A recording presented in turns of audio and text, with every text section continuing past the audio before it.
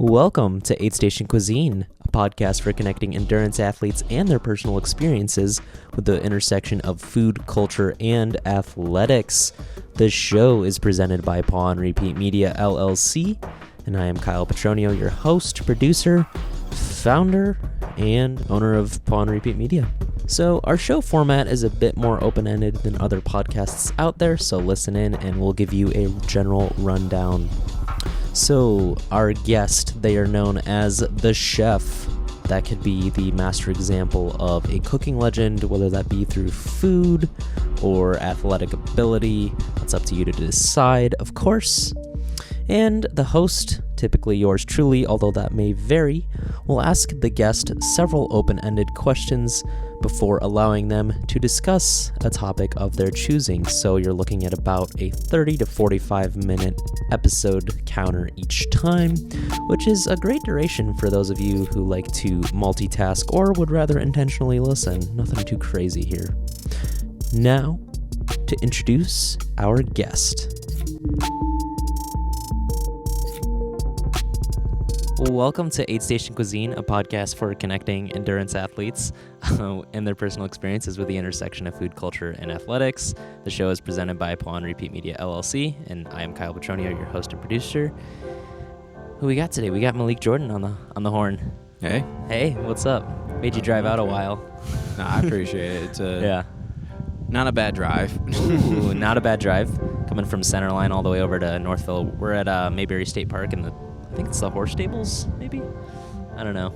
That's what I saw on the map. That's what it said on the map. This is riding stables. There's no actual horses that I can see right now. They're probably all in the stable. In the stable. Well, you're a Detroit running legend from what I can tell. Papa to MJ. Is that right? Big shouts to MJ. Husband and game designer. That's like a Spark Notes intro to you. But elaborate on any of those if you want.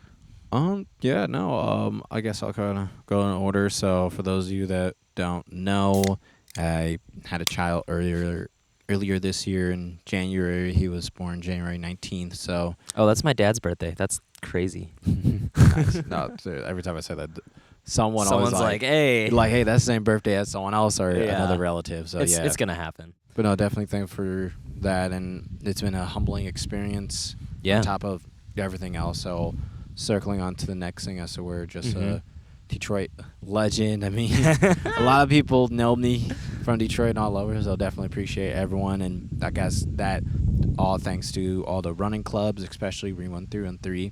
Big shouts. And even with coaching with Coach Bam at Machine Athletics, and then just making my rounds. So we're going to all sorts of new clubs and established clubs, and just seeing all the this explosive or this boom and run culture. That's where just a lot of running clubs are trying to pop up and just trying to make an appearance at every one of them, or at least be there for a few times so people at least know me and I know people, and make yourself familiar with others. Right. Absolutely. Just to get to know the community there. I like what it wasn't Lance, I think it was Joe and or Richard, who were like, hey, if you're going to a club and you're like people don't look like you, that's probably a good sign. Like, I'm paraphrasing here, but I think it's cool that I, similarly to you, will go to other clubs. I haven't as much lately, but I've tried to diversify my running portfolio, so to speak, and it's been fun to talk to a bunch of different people and try to learn just the different cultural things that come about when you go to different clubs. Yeah, no, 100%. Yeah. There's so many clubs that pop up, and I think it's been the past 2 to 3 years we've just seen like you said, a boom in the running industry. What would you say is attributed to that? Is it just accessibility? People are more aware of the sport? I think a little bit of everything. That's where people are becoming more aware, and accessibility is where you are seeing brands trying to find ways to tap in. But 100%, I'll have to say, people are seeing run clubs. Yeah. And the earlier run clubs, you can go back to years we run 3 and 3. They've been doing it for, I believe now, 7 years almost. Yeah. I think I've heard that origin story from several sources, and it's really cool to see. It was Tommy, Joe, Lance, Bambi, maybe a little bit in the fold. Yeah. And then Dante as well, and then as well as Aaron and his brother Jared. Like a lot of those folks, that's where it's just like they all started running together, training together for marathons, and then more people got involved. It got bigger and bigger and bigger as right now you see where it's at. And a lot of other clubs and a lot of other folks got inspired to kind of like do the same. Yeah. And it's a trickle effect. Just keeps, 100% pushing through, which is awesome.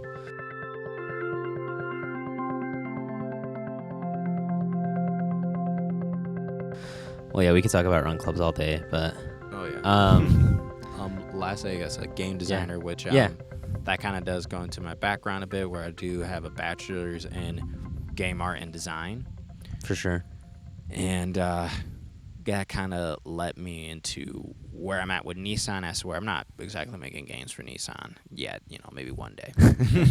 As far as that goes, so like working at Nissan, I just work on a like if you go to their website, you go to build and price, you see all the options for the cars, selectable things, and all this cool stuff. Like, I can make my car this color, that color, interior, this color, that color. Right. I'm a part of a team as where we put that together in a modeling software, Maya. I was going to ask about Maya. Maya. Put that together in there, and then just send it off to them to have it be rendered. Digital data auditor, is that what that entails, or is that pretty much? Okay. Like, I'm part of a team where we do that, as where I was the assembler, where I was putting it all together. As an auditor, my job is pretty much checking it, making sure, like, is this a correct stuff according to engineer notes, and one level up a little bit. Yeah. What's your favorite Nissan model out right now? I will have to say I do like the GTR. That is a sweet model.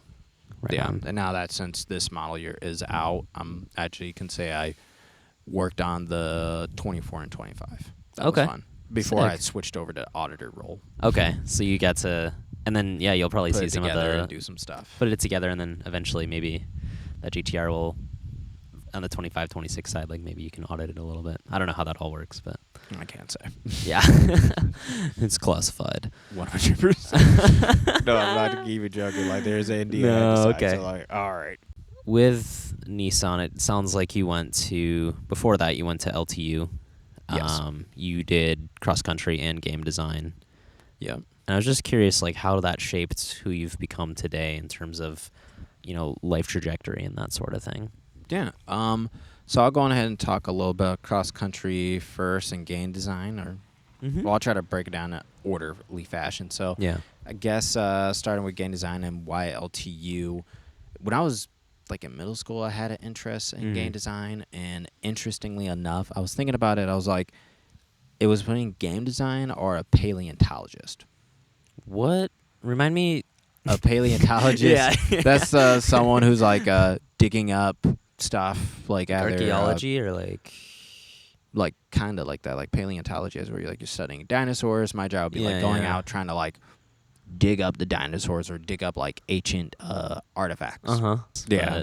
So outside of doing that, on top of like, hey, what is this job called, and what is it like to be that in Michigan? And I found out like being an archaeologist or paleontologist in Michigan is like, I mean, it's something, but they're like pretty limited scope in what you can do. Exactly. And they're like, limited scope, limited job availability, as well as they're like, you might be better off by trying to go to anywhere else. Literally not Michigan. Like not Michigan to study this. And I'm like, And I look at game design, and it's like, okay, well, you can be in Michigan, but also be better if you do elsewhere. But there are schools for it in Michigan. That actually makes sense. Those two different worlds of, you said paleontology and then game design. Yeah. You're still locating and finding and like creating, and I guess with the game design it's more creation based. 100%. What games did you kind of grow up with that led you toward that direction?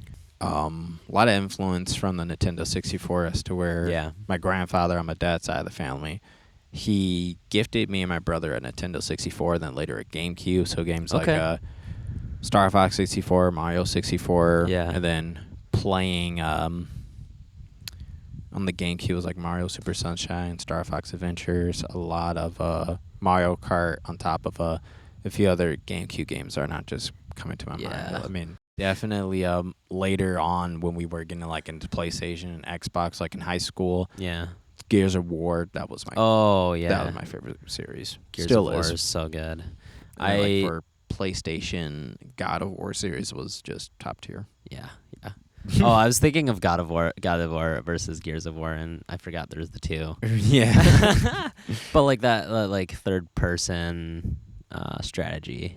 It's always interesting. I love like the Uncharted's and the Last of Us, and like Yeah, those are really good. Those are tearjerkers for sure.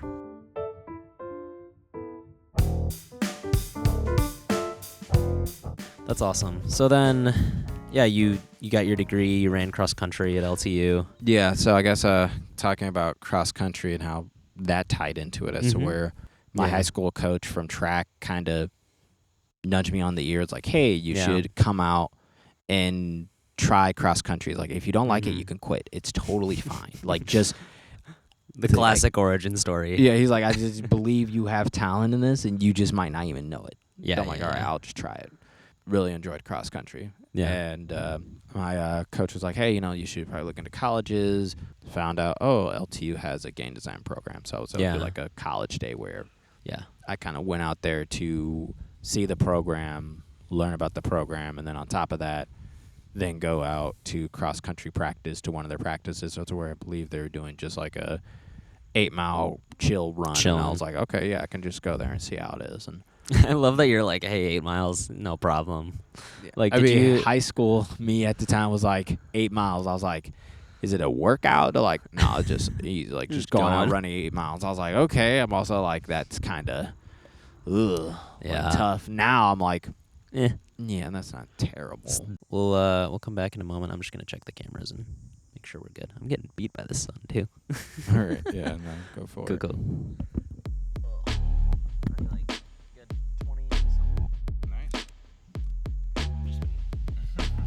Just randomly. Hit that Rubik's Cube. All right. So let's talk about. I asked this question, and it's really redundant and silly because you've obviously been on a podcast before with the PRP. Yeah. Pre-race podcast. Pre-race podcast before Boston, right? This year? Yes. Ooh. But yeah, that's as far as like podcast goes. I'm gonna have an outtake of like for the All for the over Instagram. the cubes. Yeah, and just do like a super zoom on like the little thing there. Okay. Let's talk about our friendship because, like most people on the pod, I only met them recently. But I met you at Detroit 2023. Yeah, that was the half. Was it Motor City? Yeah, domestic half. Motor City domestic half. Yeah, no, that was a fun fact. That was like my first half marathon and my first introductory to kind of like the longer distances. Adult racing. Yeah. Yeah. And definitely my plan for that race, and I remember even trying to get into the formats of like recording my pre-race recaps and stuff, and definitely for me that was like the first time where after finishing a half, people actually kind of like noticed me, like, okay, you actually like now people recognize that with like fast. They're like, okay, it's like that's some speed right there. Like, you're at you did a training block somewhat. Like I was like on no training plan, just went off of like what pure I can vibes recall. and speed. Yeah, pure vibes, as well as like beforehand, the training that went into it was haphazard. Like, I just remember going like pretty much the training plan was haphazard, no training plan, just signed up, and my goal was to just do an hour and 30, but also something I tell myself for all my races, like if I feel good and I'm not hurting, like gonna go. Just keep holding that pace and see how far I can hold this pace until I have to kick it, and then try to give it everything. So see what you had. Yeah, so definitely to do like 1 hour and 23, I was like, okay, 7 minutes faster than what I thought I was. Yeah, you're do like, for my first half. I'll take it. That might be a catalyst for something. Yeah. Oddly for me, that was like supposed to be a tune-up, which was so silly. 2 weeks before Indy, and then I did terrible at Indy. Indy. Yeah. I'm doing Indy again this year. Nice. So. But definitely a tune-up, like 2 weeks before. Like definitely I would. I didn't have a coach. Oh, yeah. What are those I was things just where like. You do it on your own. But yeah, that happened to be a good race. And so we met, and then I think we just like yapped a little bit after the race. Just talking about definitely something. Recall, like, I think you actually asked, like, hey, man, a good time. Like, what was your time? So, what, 23? You're like, man, that's bad. And then I think you even asked me about, like, how many races or marathons. Yeah. You were definitely asking me a lot of questions that like I was It's like hearing. interrogating you, probably. Yeah, it's like slight interrogation. It's like, oh man, what are you training for? I was like, this was it. stuck in the Kyle conversation loop. Yeah. It's like, oh, I want to get out. But no, I was just really impressed. I was like, this guy. I thought you were gonna beat me, to be honest. Like the way you were looking smooth. I was like, ugh. Man, I may look smooth, but like Internal? internal, I am dying. Yeah. Oh yeah. Don't let the pictures fool you. Yeah. I am dying. I'm thinking like, when's this gonna be over? But at the same time, I'm like, you know what? Hunker down, try to just get it over with.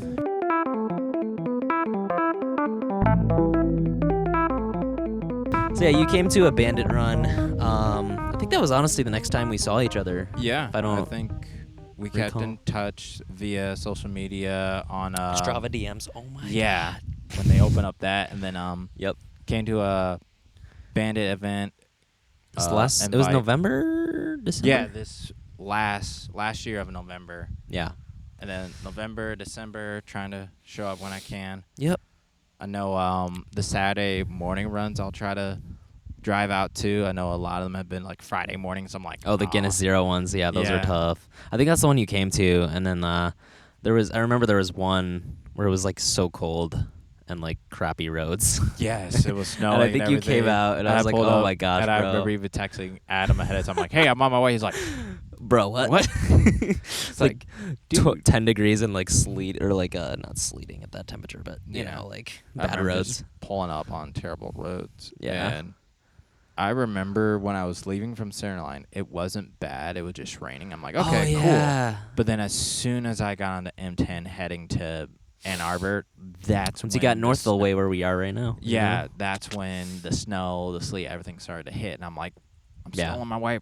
At that point, that's when I said the text. Like, I'm still on my way. Like this part, like, look, I'm halfway there. Yeah, I'm not turning back. I love it. One last thing before we kind of pivot into my general questions I ask everyone. I just want to talk about machine athletics and how you kind of got into the fold with Coach Bam, and what Coach Bambi means to you. Oh yeah, 100%. No pressure. I'll try to say things without giving away too much, but no, I sure. remember after Detroit, I 23. got on. Yep. In 23, I got on a training plan in that fall of 24 for Glass City until haphazardly, jokingly, I thought, it'd be funny to ask Lance and about like, oh, hey, can I do a full bid for Cincinnati Flying Pig? Lo and behold, he was able to deliver, and I'm like, was that the rainy year? No. Okay. No, not the rainy year. That was the year before. But anyways. I guess so, yep. So in 24, Cincinnati Flying Pig got a full bid marathon sponsored by We Run 3-on-3, A6, and everyone. So I'm like, well, now I actually have to run a locked marathon. in. Yeah, so that training plan that was originally for Glass City half became the training plan for the full marathon. And I'm like, oh, I'm doing a half, and then the week after I'm doing a full. That's not great. Not ideal. Not ideal. No. So after that and surviving that, what I put myself through, I was like, okay, let me get with a coach. So then asking folks around, a lot of people said word of mouth. Bam. Yep, word of mouth. Coach Bam is kind of like person to go to. So definitely signed up with her for the Detroit Free Press, and kind of during the training picking her brain about how you got involved, this and that, her coaching background.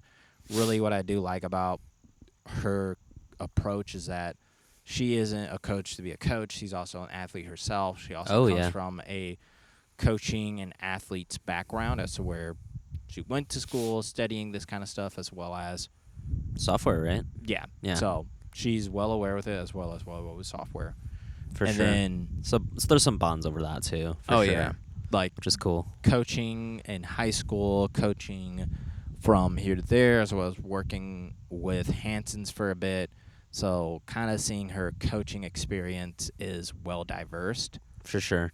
Like not just high school, college, and then Hanson's kind of like different, different levels and different forms of athletes. Like high school athletes are different from college athlete. College athlete different from And then the needs sponsorships. vary, absolutely. Yes. So Yeah, and that's then awesome. coaching different types of people in various backgrounds and various levels and various degrees and helping Mhm. them get to those levels, or if they don't achieve it, it's kind of like Or just getting where they want to be. right. Yeah. And then if they're not where they want to be, it's kind of like, okay, let's sit back and kind of have that conversation Yeah. of what can we do to get there, or maybe let's compromise and get to a place that is Yeah. more achievable. So kind of having respect for her as a coach like that, and then just as a person, Yeah. funny, witty, Hilarious. yes, great person. I've great had to energy listen to her be around. voice endlessly just editing these clips, and it's just hilarious to like Yeah. relive constantly. So okay, so I just want to talk about too, like your progression from her Yeah. coaching, or just as a testament. Like,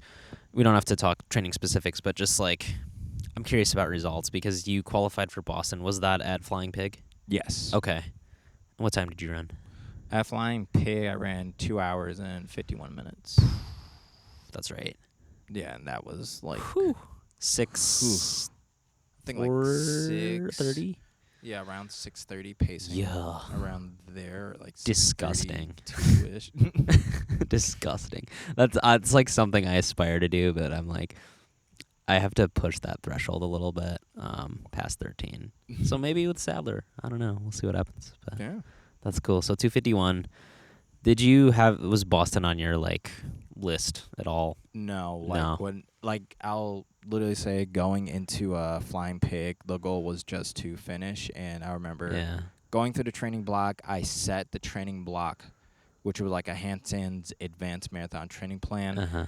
I was kind of setting times around like a 3:15 or a 3:10, Yep. and during some of the workouts I was doing, I know I had this pace set here, but it's like, again, same mindset. Like, if I'm feeling good at this pace, and Might it's as like, well okay, go. yeah, hold this pace for these workouts or go faster. If it's like, okay, the pace isn't challenging, or it feels if it's not, I'm not feeling like after a workout, just because I'm like, some days I really do want to feel tired or exhausted after doing a workout. And Understandably. if it's like I went at this pace and it's not exactly in that like threshold of pushing myself, then it's like, okay, no, push yourself. That's the point of a workout. That's something I've struggled with like ultras, is like the paces are much slower, so I'm like running like 7:10s for a threshold. That's totally no, that's totally different for ultras. It is, but I'm especially also on like, trails, man. it is. But That's a a different beast. Yeah.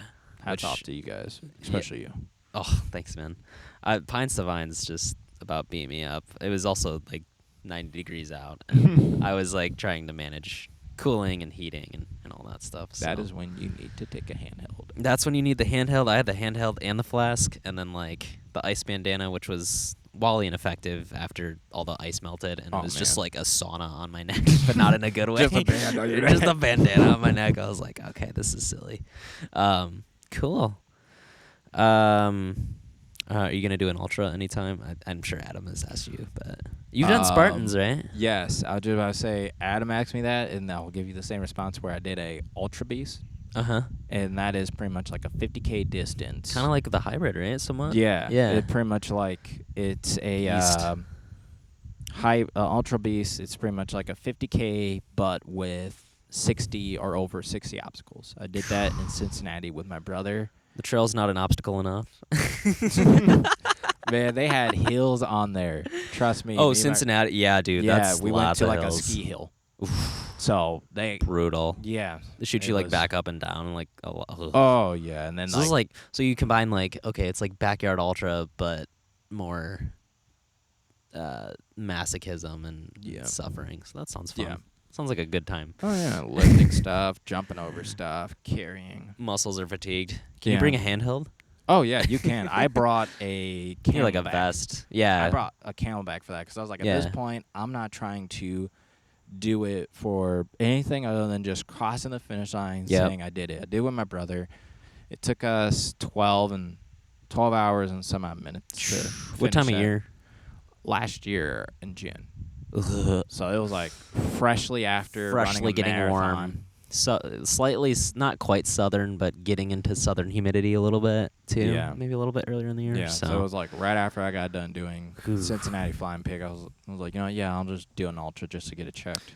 I know Coach won't Somewhat. probably approve of this, but I think you should do like one like RF events 50K or something, just to see what you can do. Because I would love to see how fast you could go. Maybe 1 year.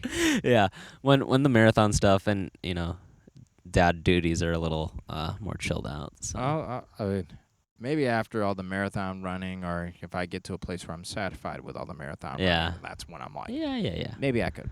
I was gonna say you're 50K or something. Yeah. Maybe. Just so at that point I could be like, okay, I ran close to the distance a handful of times. Maybe I could. You've pretty much ran it already, so we'll give you that. Yeah. You get a free you get a free pass for now.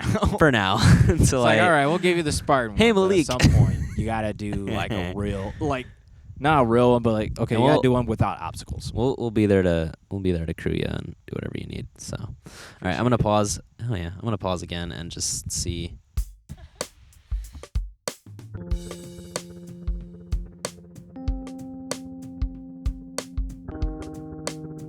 All right, so let's start out. What inspires you currently in your day-to-day? I know you've got a lot going on and probably a lot to manage, just mentally, emotionally, physically, with all you got going on. Yeah. I guess what really motivates me at this point, it is kind of like the community, having a lot of people cheer me on and doing this. That's where it is a lot to manage everything, and then just a constant reminder that, like, I'm happy and fortunate and blessed to be in the position where I am. So where it's like I got a lot going on, but yet it doesn't feel so crazy. And I guess to circle back, like in high school, I would be flipping between doing cross country and then a little fun fact, or I believe I did mention this on the PR project, but I'll mention it here as well. I was a part of JROTC, and then my senior year, I was the Raider team captain. So it's like what that entailed was pretty much I was in charge of putting together practices. Like, what are we going to do for that practice? Wow. A lot of responsibility, like right away. Yep. Yeah. On top of everything being else. Cross country and then studying and stuff. So it was definitely that in high school, and then going to college, where eventually became, okay, hey, I'm studying for game design, going to classes, practice, and I have a job and have a girlfriend who at the time, and this girlfriend is also my wife now. So clarification important. Yeah, right. Same girlfriend as my wife and child and mother of my child. So definitely she was all like, did not understand the whole folds of everything. Yeah. She was all like, why don't you have time for me? I'm like, bruh, I'm trying the best I can. The little time I have is the little time I got. Yeah.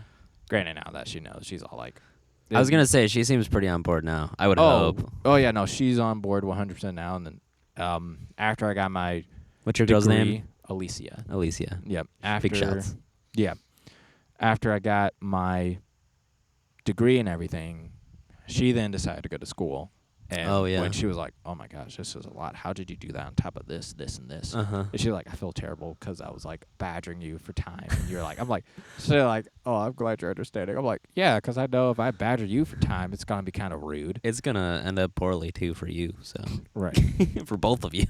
100%. So, so it's a community. Yeah, definitely I'm used to this kind of juggling so many things, like from high school to college to now. I'm used to it, but then like I said, the biggest support is probably the community, just because everyone is very supportive and everyone else is super busy too. And when you have these like big community events like Detroit Classic or like Detroit Marathon, like it's great to get to see all the friends. Right, great to tap in with everyone and tap in, and then like also it makes you like what were you gonna say?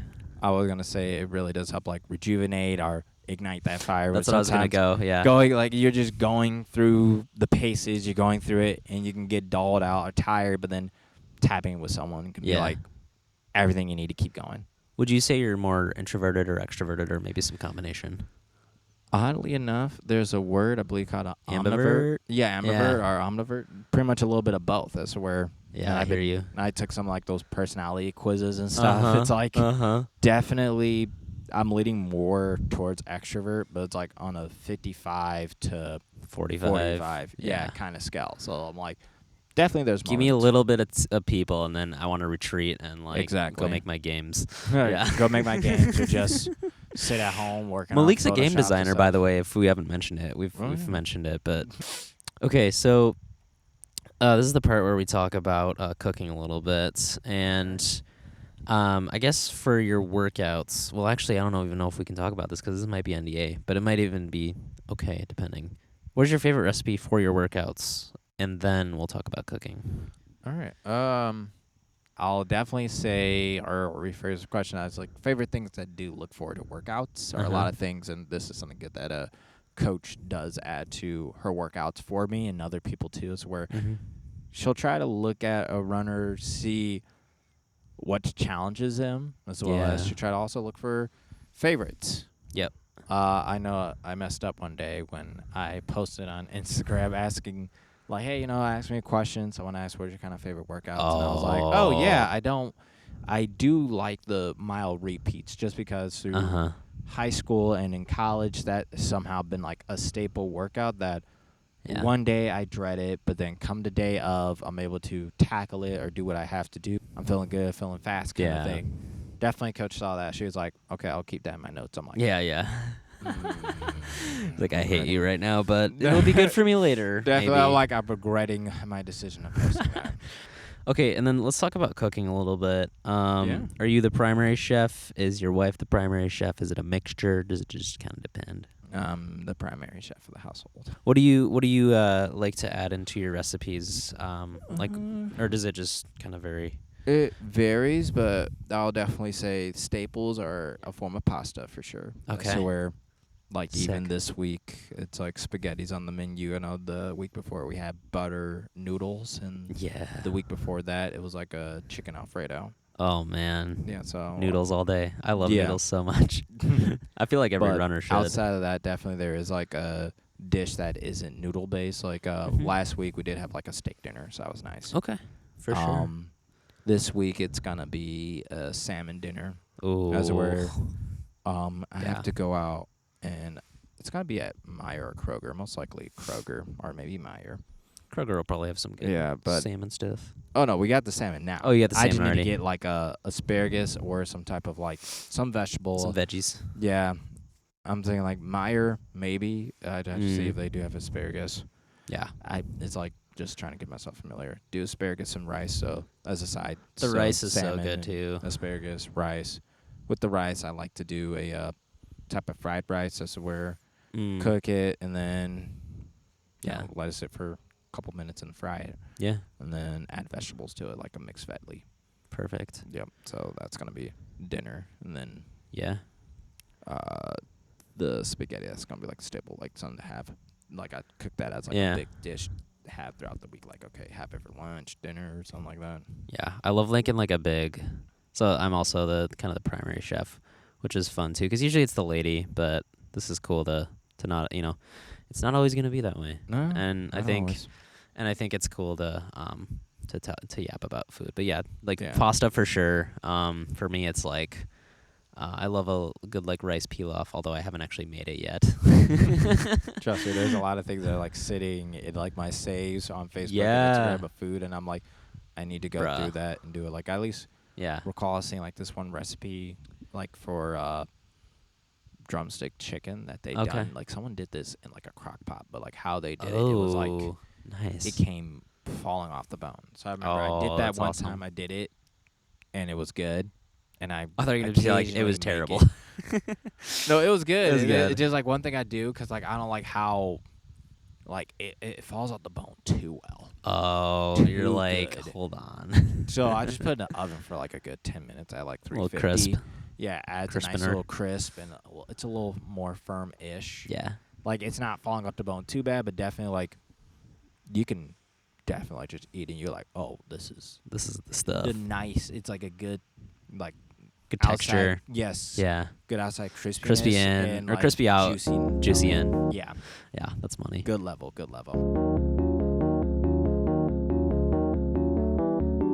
Like, let's talk about your favorite fuel before a run, during a run, or after a run. We can talk about like gels, or I don't know what your preferred methodologies are. So honestly, it's kind of been experimentative. Like right now, it is kind of like taking a gel and.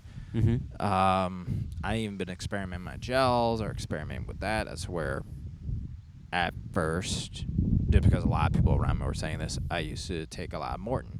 Now it's like, okay, Maurten's cool, Maurten's good, but I'm not a huge fan of their consistency. Yeah. It's kind of hard to get down, scarf it down, but sometimes, yeah. Yeah. One that I kind of found. It's like a wafer. Yeah, like a waffle honey wafer or honey stinger. Honey stinger? Yeah, that's what it is. Are you saying the chews or like the waffle itself? No, the little waffles. No, they actually have like an actual gel.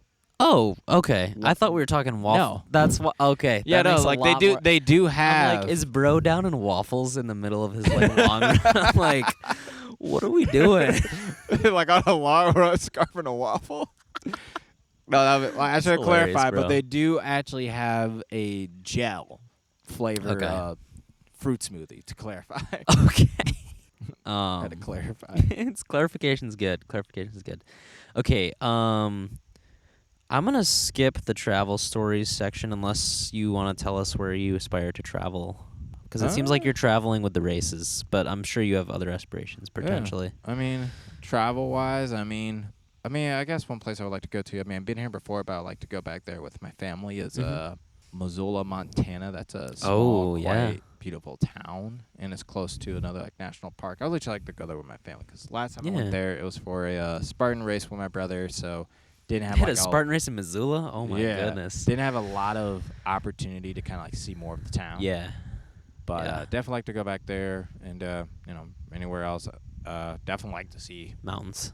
Yeah, more mountains and also like to see more like outside of the US. So I'm like, yeah, let me go ahead and start filling out that passport. So July next year, we got a group running Tushers in Utah, and it's in the mountains. Nice. It's a marathon. It's not an ultra, so mountain marathon, nice. Yeah, you're invited. I know you probably won't come, but I'm just giving you crap. I mean, 2026 is somewhat open, so I'll pin it. End of July. Get the whole gang out there. That'd be fun. It's Adam. A tentative maybe. Yeah. For sure. The only issue with that is like the altitude acclimation, which I'm not sure if you had to do with Missoula at all. It was just like we just went out there and did it 100%. I wouldn't have recommended doing it, but just like me and my brother, we just flew out there. Okay. Like the day, like we flew out there a night before, 2 nights before. So like one day we did kind of just go around seeing, but also kind of just running around to get somewhat stuff acclimated while also getting a few other things. And then the next day was like the whole half marathon. The following day, the 5K, 10K. Then the next day, we're like, okay, we're out of here. Yeah, we're like we're tapping out. Yeah, for sure. Yep, 100%. We're into the final kind of sections. I'm gonna do a speed round real quick. Cool. I don't know if Adam did that before, but we're just going. All right, 5K or marathon? I'll say 5K, just because. Yeah, fair. Yeah. Favorite super shoe? Right now, I'll probably have to say it is the Asics Metaspeeds. I kind of knew that going in. Yeah. All right. Best game design in any game you've played? Ah, man, I would definitely have to say, like, I really do like FromSoft's unique approach about their boss AI design. That is something that just unique. On top of what was it called again? FromSoft. FromSoft. Okay. They're known for making like Elden Ring, Dark Souls. Oh, the developer. I'm sorry. Yeah, I thought you were saying developers. The game itself. Okay, name. We're killing the speed round. My bad. That's fine. Most important part of a user experience? Having your customers centered at Ooh, first. Yeah. I remember having a individual guest speaker talk about that, and that was one of the things they said, like, if you aren't your customer, then your user experience isn't all that great. So having the customer in mind as user experience is lock it in. Yeah. Cool. Last thing, favorite place you've lived? Currently where I'm at. Where you're at right now? Yeah, that's pretty good. Yeah, where I'm at Center Line. We recently moved to a 2 to a 3 bedroom house. Oh, cool. Definitely Congrats. love it. Thank you. Definitely love it and enjoy it more. So, yeah. Wonderful. All right, I'm going to pause this and because I'm running out of runway here. And then I'm going to pause the cameras and we'll do one more thing. All right. How would you like to spend the rest of our time today? I know you got a workout coming up, but yeah, we can yap about whatever you'd like. I guess one thing I'd like to ask you is what kind of motivated you to kind of get into podcasting? Ooh, I mean, easy answer would be Adam Hughes with the previous podcast. I've been in the media space for a while too, and I just figured it'd be cool to kind of showcase other people and their talents and like different stories in slightly shorter long format. I know Adam loves his like 3-hour podcasts, but not everyone can like listen to that. I personally love it, but like I know everyone's busy with their time. I don't So mind long podcasts. It's just something for me to turn on at work. Oh yeah, easy, and just kind of zone out. But it's good for this. It's just a different skill set for me to develop, and yeah, just hopefully getting to know people's stories a little more, I would say. Nice. So. Another question of mine, because I've been steadily listening to you. Yeah. What you got is what kind of made you want to do ultra runners, and how has that been going so far? Oof, ultra running, man. It's a beast. I would say actually at the Running Lab store, there's a couple guys, Keith McCaffrey and Nick Gabb. They got me into ultra running pretty heavily. I don't really know. It was kind of like a very polite peer pressure sort of situation, where he's like, "Hey, let's like Keith was like, let's go run on the trails," and I don't know. We were talking about like Outcast or something, and I just remember I was like wearing the Endorphin Shift or something, like not an actual trail shoe, and like clipped a root so bad. And this was like a 4 or 5 mile run. This created a trend of me rolling my ankle a lot, which I actually did this year too. Luckily, I've gotten used to it, but like, yeah. And lastly, for your podcast, who would be like an ideal guest you would love to have on if you could? I have to think about that one. I mean, like Tommy for sure would be cool.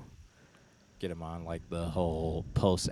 LA to Las Vegas. Well, I want to know. I want to know more about his speed project stuff. Like that was so cool. But besides Tommy, I'd say just like realistically, I probably don't even know who I want on yet. Like I want it to evolve in such a way that whoever naturally like shows up or appears in my life, I can kind of record with them. Cool. So. And would you like to do more ultra runners too? Like get more 100 milers, 50Kers? Oh yeah. Yeah. Nice. That's my that's like my primary market, I would say, but in other words, like they're easy to connect with because I have so many of those connections. I like to like they'll be in later episodes. Like those are like almost like guaranteed. I want people like you and like Tommy and like Coach Asia, like just that are not in my immediate circle, but like, you know, we actually have to communicate a little bit to get things going. But then, you know, from a visibility standpoint, it just brings out more diverse perspectives, and it isn't just like the same 5 people talking about running in the woods. Or like, I guess diversifying your guest chefs that you have on. Yeah. Different types of people. That's another thing too. I forgot. Yeah, with the format of the show, like having actual the partners of the chefs or the guest or what's the word, the connoisseur. I don't know, the person that's eating the food. Yeah, it could also be. I guess, yeah. So like if we were to interview your wife or like Adam's partner, and then like I guess I can't interview my partner because I already did the first episode, but yeah, you know. So keeping that palette open, and then maybe like doing multiple people on an episode would be a little wild, but kind of fun. So yeah, there's a lot of places this can go. But yeah, I'm excited for sure. Awesome, man. I'll look forward to it. Yeah, thanks, man. And then one last thing. For the people, I guess just we've talked about a lot of different subject areas, and hopefully people were able to get something from the various subjects. But, you know, what advice do you have to people who are looking to improve their lives through any of the domains we talked about today? Okay, I'll try to just go down for one in order. Like if it's like running, say starting running, one thing, and it's funny enough, I had this conversation with my mother. It is investing in a pair of shoes. And circling back on the whole my mom talked about how she has plantar fasciitis. Oh, yeah. And how she has a bad ankle now, and her doctor told her you need to invest in some shoes. And my mom was like, oh, well, I went to this one store, and they had like these New Balances on sale for $35. Yeah. And I was like, but... And funny enough, my mom's boyfriend told her the stores I wouldn't recommend anyone like go to a run specialty store. Yeah. And my mom was like, okay, I'll go there. and then talk about Hansons or Gazelles Yeah, or Fleet Feet. And I was like, yeah, those are great stores to go to. I was like, I just told, like, however, you know how you love to spend a lot of money on your nicer shoes, heels, and stuff. I'm like, expect to pay the same amount. It's going to be a similar, I was like, it's an investment in yourself. Oh, yeah. So, with my mom, and same advice for anyone else that isn't my mom, obviously. It is just like looking at investing in a good pair of shoes, because 300 to 500 miles, you can get the usage. You get a lot out of it. Next piece of advice, design-wise, for game design or any new career, something I tell all my students all the time, it is getting familiar with the software. Yep. And seeing what's going on in the industry trends and stuff. Understand systems too. Right, and most importantly, crossover. just with a lot of the software for making games. There's some stuff that is like literally free 99, and there's YouTube tutorials, and I'm like, you can get started right now, so don't be afraid to jump in and get started.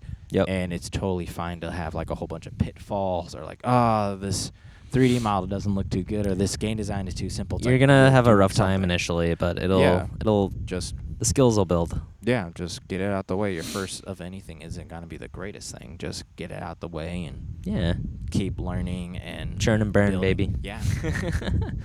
Awesome.